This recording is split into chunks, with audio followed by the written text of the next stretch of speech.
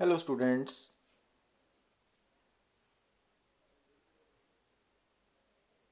आज class +2 unit number 1 electrostatics के lecture number 40 में हमारा टॉपिक है electric potential due to electric dipole. अपने प्रीवियस लेक्चर 39 में हमने electric potential due to point charge study किया था। तो अब सबसे पहले हमारा हेडिंग है electric potential due to group of point charges. Means अगर मान लीजिए आपको दो या दो से ज़्यादा टू और more than two point charges given है, जैसा कि आप यहाँ पे देख रहे हो कि यहाँ पे हमें Q1 Q2 Qn n point charges given है और P पॉइंट ऑफ ऑब्जर्वेशन है जहाँ पे हमने इलेक्ट्रिक पोटेंशियल निकालना है इन सब चार्जेस के कारण। तो सबसे पहले आप क्या करोगे, P पॉइंट पे जहाँ पे जो पॉइंट ऑफ ऑब्जर्वेशन है वहाँ पे आप फर्स्ट पॉइंट चार्ज के कारण पोटेंशियल निकालोगे बाय यूजिंग फार्मूला 1/4πε0 Q/r। तो अब यहाँ पे जो फर्स्ट चार्ज है उसका चार्ज Q1 है और Q1 का पॉइंट ऑफ ऑब्जर्वेशन से डिस्टेंस R1 है ना। तो यहाँ पे आप क्या नोट करोगे, potential at P due to Q1 charge क्या होगा 1/4πε0 Q1R1, इसको V1 लिख लिया। अब आप Q2 चार्ज के कारण P पे पोटेंशियल निकालोगे V2, ऐसे करते जाओगे और लास्ट चार्ज पे पॉइंट चार्ज पे पहुंच जाओगे, उसका भी पोटेंशियल निकाल लोगे। और अब उसके बाद क्या करोगे, आप टोटल पोटेंशियल निकालोगे और इन सब इंडिविजुअल पोटेंशियल्स का अलजेब्रिक सम लोगे, क्योंकि पोटेंशियल बेसिकली स्केलर क्वांटिटी है बट ये पॉजिटिव नेगेटिव हो सकता है, जीरो हो सकता है ना। तो आप इनका अलजेब्रिक सम लोगे, means negative positive sign include करके ऐड करोगे आप। अब जैसा कि मैंने पहले भी बताया, जब आप 1/4πε0 Q1/R1 फार्मूला यूज कर रहे हो तो वहां पे आपने हर क्वांटिटी का प्रॉपर साइन सब साथ में ऐड करना है, सब्स्टिट्यूट करना है। विदाउट साइन पोटेंशियल निकालना नहीं है। तो ये टोटल पोटेंशियल आ गया ना, electric potential due to group of point charges. अब electric potential at any point due to electric dipole. अब आप जैसा कि डायग्राम में देख रहे हो कि हमने एज्यूम कर लिया कि जो इलेक्ट्रिक डाइपोल है उसकी dipole movement along x axis लाई कर रही है ना। तो ये डाइपोल का नेगेटिव चार्ज है, ये डाइपोल का पॉजिटिव चार्ज है, O mid point of the dipole है और डाइपोल के दो चार्जेस के बीच में दूरी जो लेंथ ऑफ डाइपोल है वो एल है और पी वेक्टर की direction from negative to positive charge है ना। तो वो शो कर दिया। अब क्योंकि हमने यहाँ पे इक्वेशन नंबर 1 जो सामने आपको नज़र आ रही है कि स्मॉल पी वेक्टर क्या है, Q L vector, L vector की डायरेक्शन डाइपोल के केस में क्या लेते हैं हम, नेगेटिव टू पॉजिटिव चार्ज। अब जो एक्स एक्सिस है वो डाइपोल की एक्सियल लाइन है, जो वाई एक्सिस है वो इक्वेटोरियल लाइन है और पी पॉइंट ऑफ ऑब्जर्वेशन है और पी पॉइंट का with respect to mid point of dipole position vector है आर वेक्टर और विद एक्सियल लाइन एंगल बन रहा है आर वेक्टर का थीटा। तो हमने पी पॉइंट पे डाइपोल का पोटेंशियल निकालना है।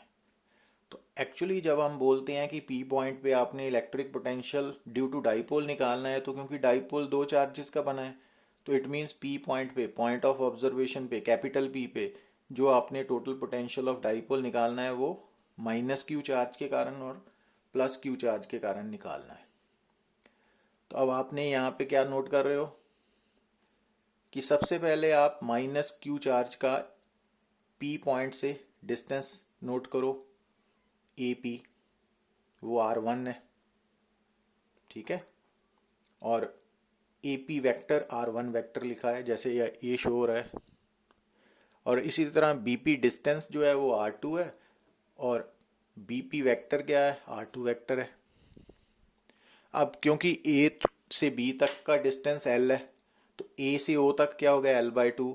अब ए से ओ तक वेक्टर क्या हो गया L/2 वेक्टर, ओ से बी तक क्या हो गया, L/2 वेक्टर है ना, जैसे ये नजर आ रहे हैं आपको। और OP क्या है, R वेक्टर है ना। अब P पॉइंट पे कितने पोटेंशियल्स होंगे, एक माइनस क्यू के कारण होगा और दूसरा प्लस क्यू के कारण होगा। अब माइनस क्यू के कारण पोटेंशियल क्या होगा, 1/4πε0 minus Q over distance R1। और प्लस क्यू के कारण क्या होगा, 1/4πε0 क्यू बाय डिस्टेंस R2। अब कॉमन निकाल लिया Q/4πε0, तो इक्वेशन नंबर 5 बन गई। अब ये इक्वेशन जो है, इसमें जो P पॉइंट है उसका distance minus Q plus Q की टर्म में है ना, R1 R2 की टर्म में। हमने इसका डिस्टेंस लेना है in terms of R, OP वाला, ये वाले डिस्टेंस। तो इसके लिए हम क्या करेंगे, ध्यान से देखिए आप, ये ट्राइंगल नजर आ रही है आपको, AOP, AOP ट्राइंगल नजर आ रही है ना। इसमें 3 वेक्टर्स हैं, एक AO वेक्टर, दूसरा OP वेक्टर, तीसरा AP वेक्टर। अब ध्यान से देखिए, तो जो ट्राइंगल ऑफ वेक्टर एडिशन है उसके अकॉर्डिंगली जो AO वेक्टर है और OP वेक्टर है, मींस L/2 वेक्टर है, R वेक्टर है, ये सेम ऑर्डर के हैं। R1 वेक्टर ऑपोजिट ऑर्डर का है, तो इट मींस R1 वेक्टर क्या हो गया, R plus L/2 vector, triangle of vector addition. अब दोबारा देखिए आप, R vector and L/2 vector के बीच में एंगल क्या है, थीटा।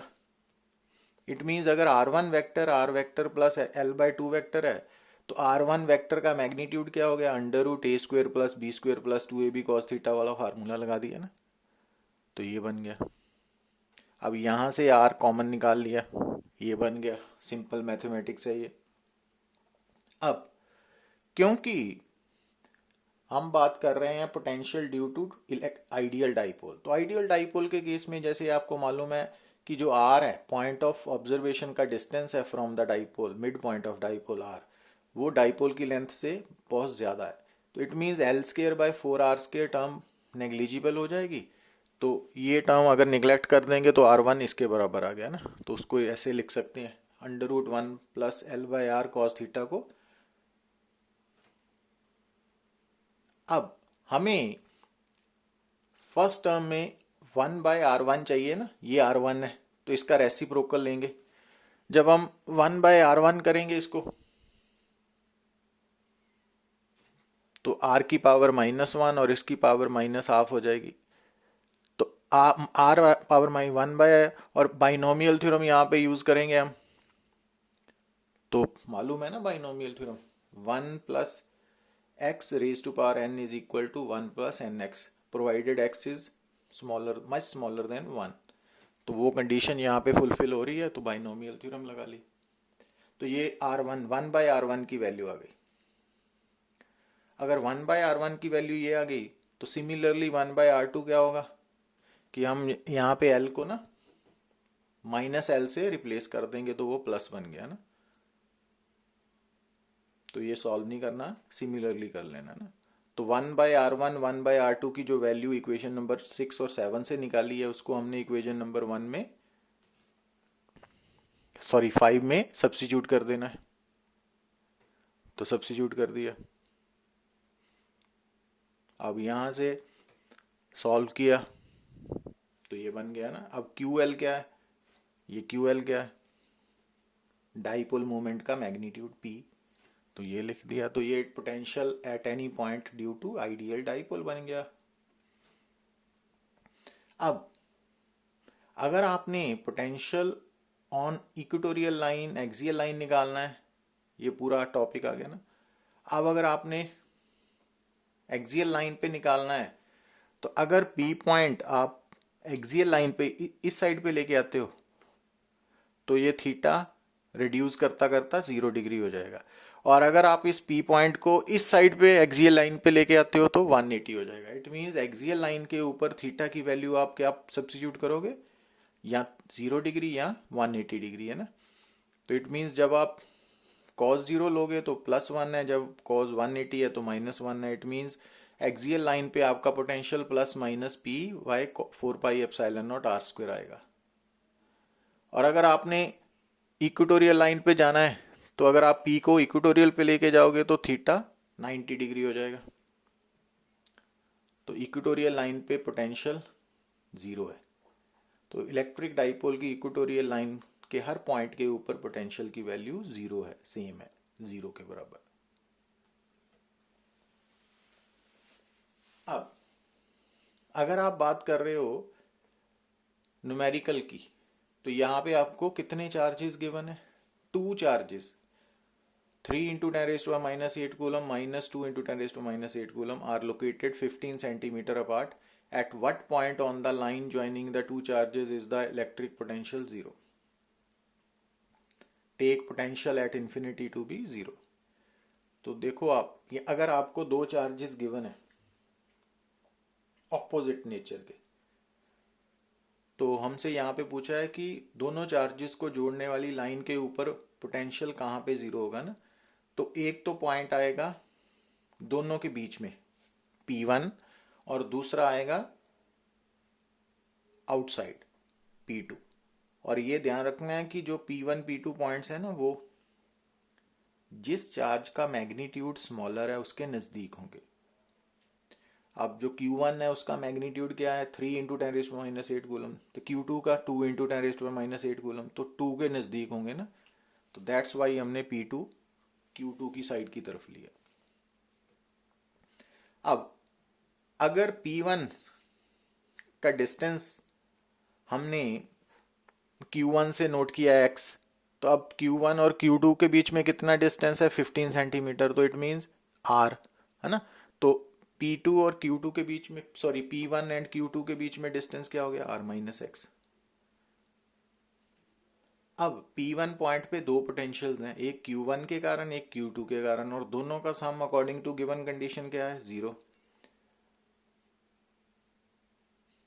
तो फार्मूला 1/4πε0 q बाय डिस्टेंस।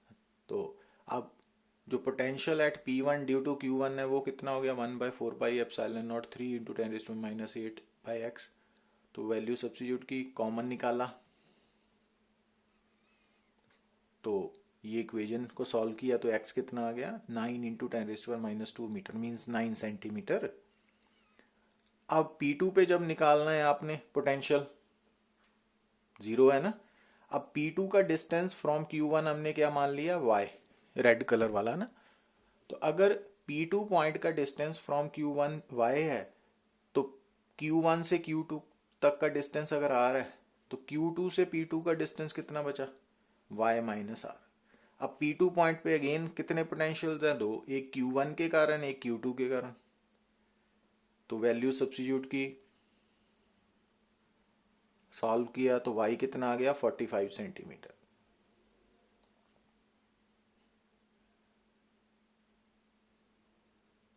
अब numerical number 2, an infinite number of charges each numerically equal to q and of the same sign are placed along the x-axis at x is equal to 1, 2 and 3। आपको along x-axis कितने charges given है?